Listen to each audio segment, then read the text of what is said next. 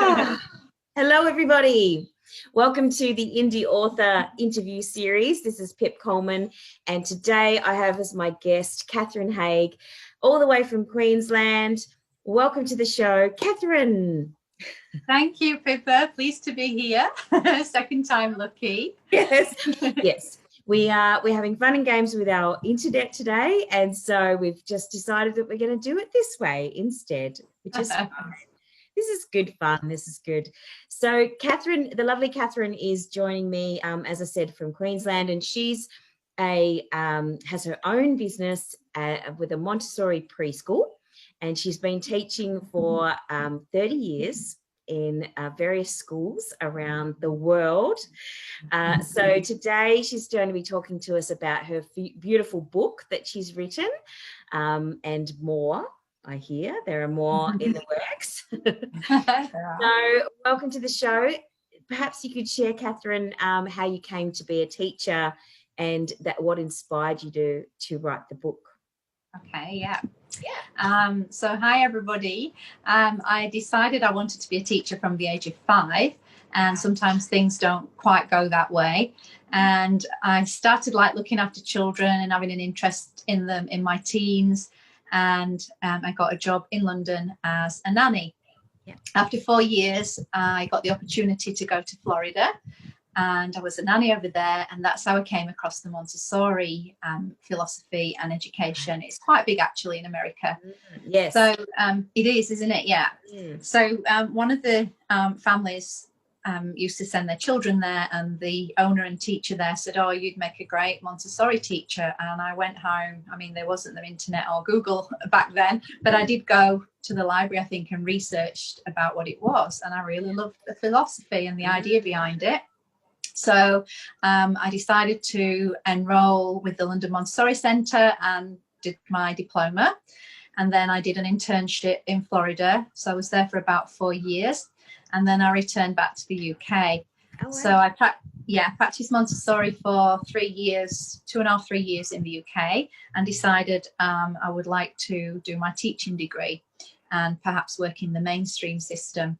There wasn't really many Montessori preschools around the area where I did live in the UK. So I went back to uni at 29 and worked a couple of days in a Montessori school, one of the 2 that was in the whole area. And after my 4 years, I got into the school system, and I still wanted to work with the early years sector. That's always been my passion.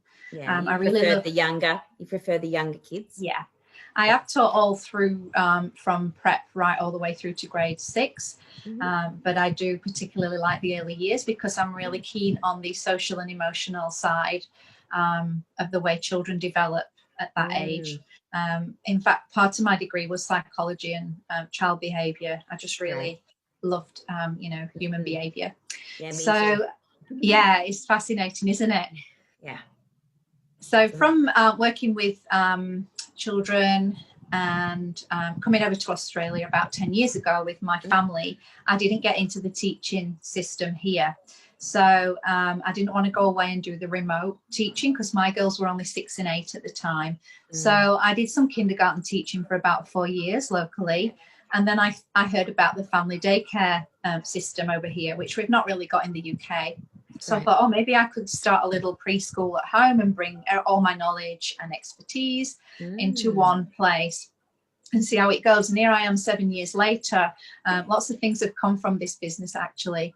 And one of the things that I did notice was recently, over the last few years, anxiety seems to be play a big part, especially separation anxiety, but even in adults and children. And that's something that I experienced firsthand. And I thought, well, maybe I can help children because I'd learned a lot about it and had lots of tools. So I started before. This was before COVID happened. So you already noticed this happening before, right? Yeah. So this was something 3 or 4 years ago, yeah. So I just was running on adrenaline. Teaching's a big job, and I think you give everything, and I just burned out, and that's why I wanted to go smaller as well. And through that, I experienced anxiety, and I learned all about what it meant and being in the present moment. And I'm like, well, how can I felt like that was my calling. I'm like, how can I help children deal with this, and what tools do I use? So I started bringing yoga in, meditation, and things like that. So parents are always asking advice on separation anxiety and anxiety itself. So I set up a Facebook group, and I just kind of explored a little bit, and that ended up more about tips and, you know, things that toddlers and young children did. And I just felt that wasn't the way I wanted to go. So when I really thought about it, I thought, I'm really good at communicating and writing. They're my strengths. I didn't think about art at the time because I didn't know I was going to illustrate the book. And I thought, let me just think about if I could express through a book, telling a story, then it's a really nice way for parents to connect through a book and subtly pass the message on about connectedness.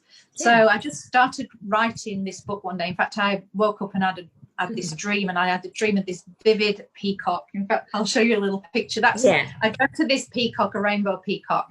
Wow. That's and so cool. I got up and painted it that day. I've not painted for about 20 or 30 years. And I thought this peacock was going to have like 7 colours, and I'm going to write a series of 7 books. And in each colour of the rainbow, there's going to be a different emotion. It just kind of all came together. Yeah. So I started writing the book, and it came to the point where I needed an illustrator. And it just seemed in the too hard basket trying to communicate. I thought, am I going to communicate with someone maybe overseas? I don't want to pay for it done on the cheap. I want it done properly. And I thought, why don't I illustrate it? I can paint. I've not painted for years. Yeah. So the next minute I've done page 1, and I'm like, oh, this is really fun. Until I got to about page 5, and it felt like a mountain. I'm like, what have I set on here? I'm running the business and I'm painting as well. And it just seems so hard trying to paint animals, which is not my strength. But I kept thinking, I've got to keep going now. This is, you know, people kept pushing me on. Yeah. So I then had to decide about the title.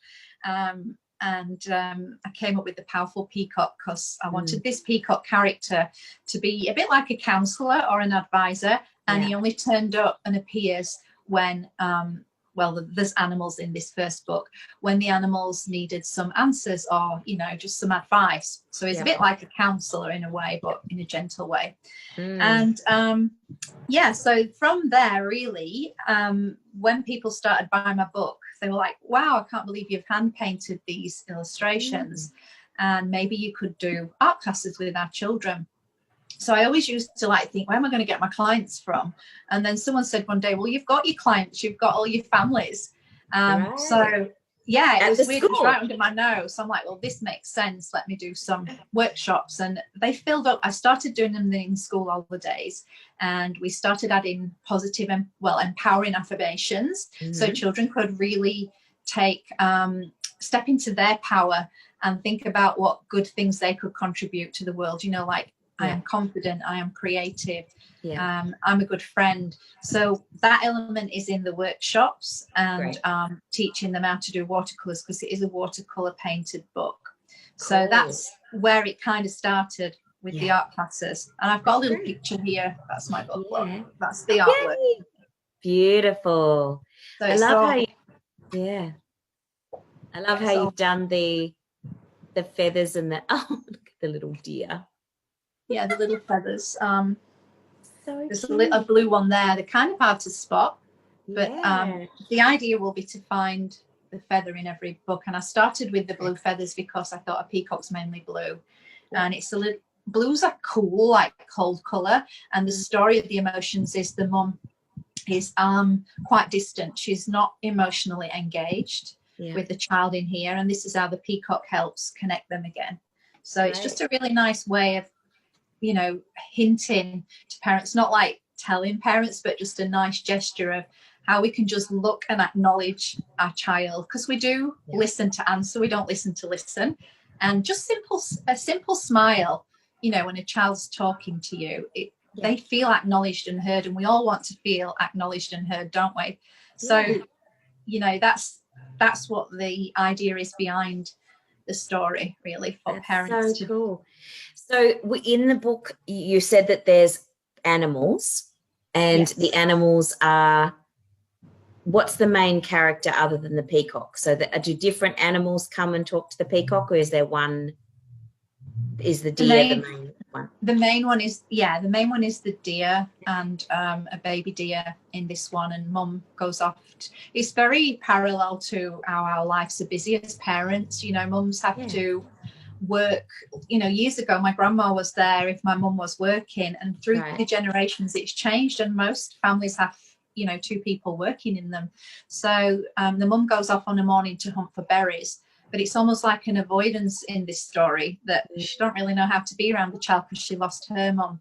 So that's how the story develops, and then the child's making a few decisions on their own, which is like what I was as a teenager. You know, my parents split up and I was kind of making decisions at 14. You know, I look back now and I'm really grateful for that, but at the time I was making so many mistakes and I just wanted that guidance. So it's just like that acknowledgement as well, where your mum's saying, yeah, you know, that's great, or you did a great job there. I just wanted that acknowledgement myself. So it's a little bit based on that, the story. And I didn't know that when I wrote it. I looked back and I thought, that's a little bit similar to my life story.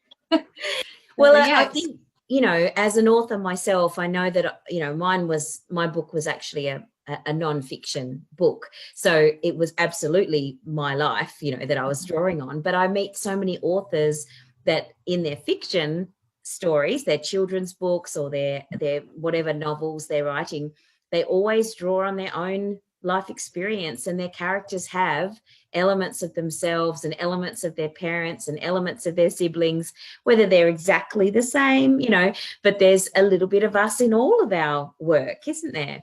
Yeah, it's our life experience, isn't it? So I guess it's what they say, that you think the same thoughts over and over again and carry the same stories. So I guess that is our bodies is that walking text book, if you like. So it just does come out, because that's one big learning from the book, that it's so, even in the second book I started, it's like, wow, this is just so much about what I do in my life. It's weird, you know, and it's easy to write because it's just from first-hand experience. Yeah. So the second book is the one that you just recently had a dream about?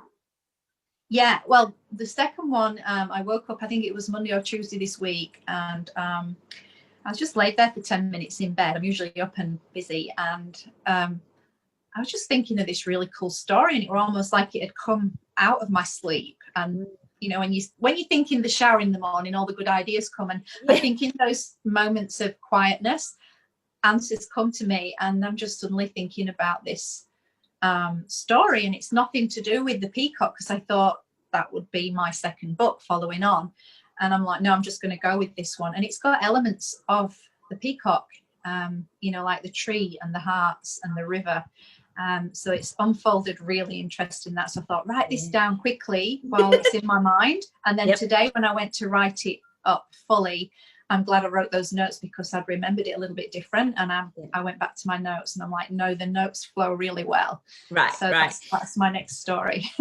So cool that you say that, because I was reading Elizabeth Gilbert's book, Big Magic.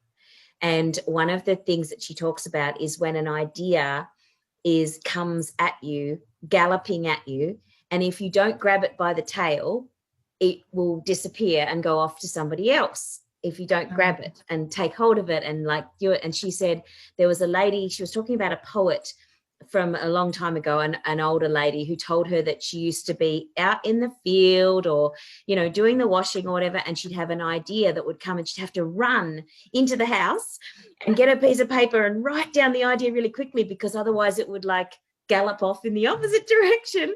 And I just thought that was such a beautiful imagery around what it feels like when an idea comes to you and you're just like, oh, I have to write this down straight away. You know, that's why musicians write on like napkins, and you know, you hear how people have that sort of moment of inspiration, and if you don't write it down, like you say, when you wake up from a dream, if you don't write it down straight away, it sort of fades off into, and it disappears, and you go, oh, what was that idea that I had about a tree and a heart and and you remember bits of it, but I love that concept of it galloping towards you and you have to grab it. And the thing is as well, I've heard that if you don't do it, someone else will have that idea years down the line and you will have wished you'd done it. And I've seen that happen before. Like even the other day I was having a self-care day, and I'm really big on that. That's also part of what I practice with parents that come to me. And I'm just thinking I could help parents create this. So then I got out of the bath and I'm writing all these notes, and I texted my friend and said, I've got this really good idea. Do you think parents would like it? She's like, sign me up. And she said, get that done now. You might even get that out before Christmas. So it's really important to do like what you say, write it down, and or you forget and it becomes someone else's. Right. And what Elizabeth said is that if you don't take it, she actually says things like, if the idea is not right or it doesn't fit with her schedule, she'll say, thank you for coming. I hand you off to somebody else to take the mantle and do this idea. And she does it in sort of rather than getting sad or going, oh, that was my idea, she says the idea went to somebody else because I couldn't give it the time or whatever. And I love that sort of concept of it's everybody's idea, but not everybody's going to take action on it. Yeah, I like that. That resonates, definitely. It was gorgeous. So I love that book is one of my little I grab it when I need to get that inspiration and reminder of magic when you are creating things. So I like her work. Yes, me too. And I love that she does fiction and non-fiction. So she's very clever in the way that she writes. But So the Powerful Peacock is the first one. And then have you got a name for the second book yet, or is it not quite formulated? I'm just toying around with it. It's either going to be, my first book's got lots of rainbows in, and I think even my art style is about vibrancy and colour, and I like those that number 7 and those colours. So I think I'm going to it's just actually going to be in that book. So I'm going to use all the hearts, and it's going to be about a tree. I don't know if it's going to be a magic tree or the abundance tree. The title sometimes comes and then the book comes, and then you go back and tweak the book. It'll depend really. I'll have to look as well, see if there's any other books with those names. Right. So that sounds great. That's so title cool. Not definite yet, but the plot's there. I know, I love it. I think sometimes the title is really obvious. Like my book, Finding My Soul at Sea, I always called it that. It started out as that and it never changed. Whereas other people will say, oh, I went back and forth between, a number of different titles, and sometimes it's not clear until you finish the book. How it's going to be, what it's going to be called. So that's fantastic. So now that we've kind of talked a little bit about the book, you touched on it a little bit earlier about the workshops that have kind of evolved from that. You said that you had been painting before. So what do the workshops involve when someone comes to a workshop? And you've got one coming up in January, is that right? Well, you've got 2 workshops coming up, but maybe you could sort of share a little bit about what the workshops involve. Yeah, sure. So from the book, the parents, who was in my care, just said, I really love your artwork and that you've done it by hand. That's a great example for children to see, like non-digital arts in books. So they said, well, have you ever thought of doing art classes? Which I've been asked a few times by parents over the years. So I said, I suppose I could create something.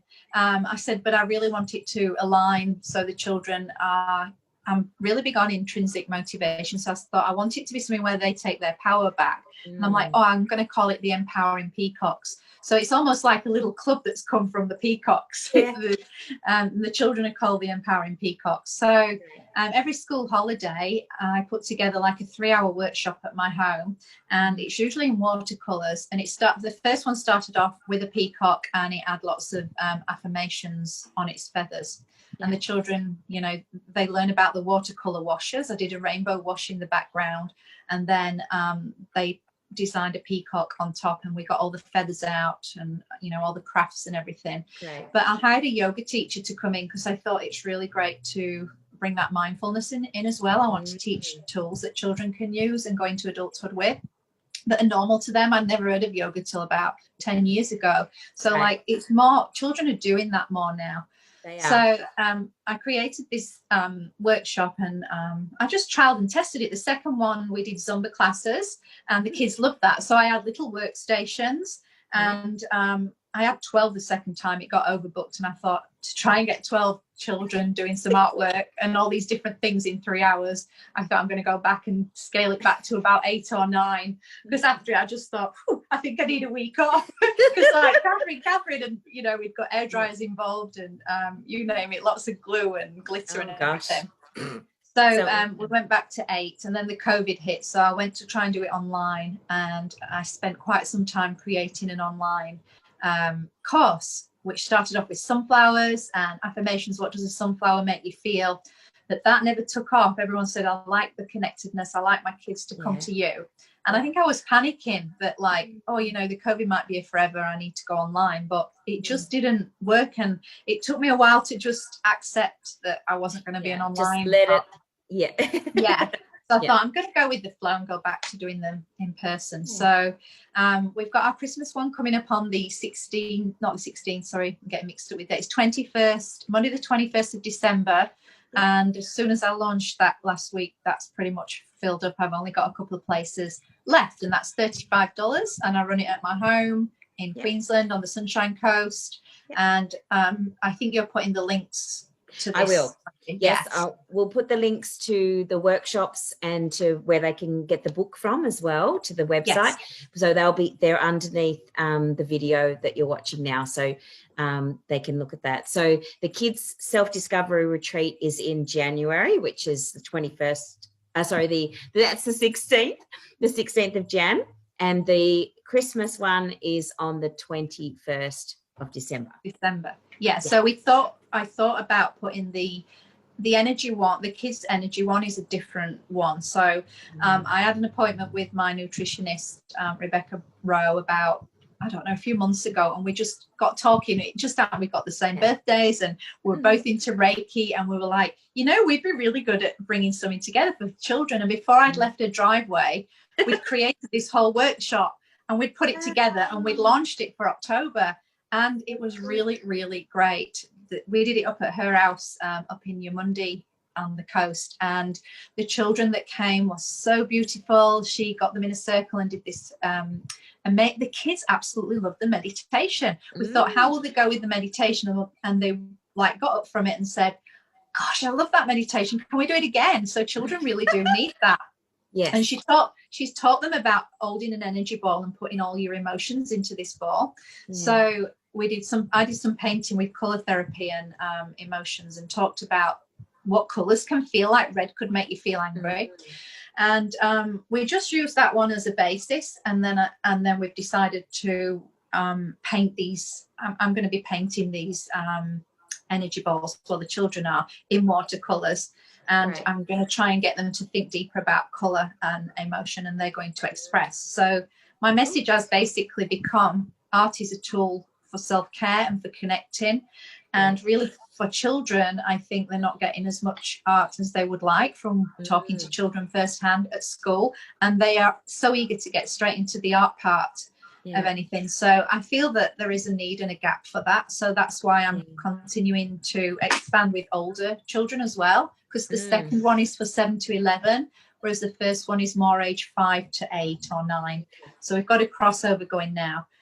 So I hope that the one on the 16th will attract more children. Firstly, because it's the second one we're doing, it's in a different location, and by the end of the holidays, the kids might be getting ready to do something, and so might the parents. So we've put it there, especially in the middle of January, a week or so before they go back to school. So they've got something to look forward to if they want to come to it.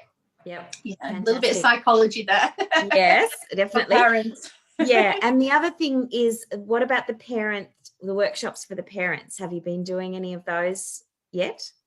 Yes. So in May, as soon as the numbers were lifted in Queensland, we have been so lucky with the restrictions. The timing, I don't know how it happened, Pip, but my best friend said to me, Catherine, why don't you do adults? You're always doing for children. And I'm like, oh, I don't know what it would be like teaching adults. And it's actually been a pleasure. I love it.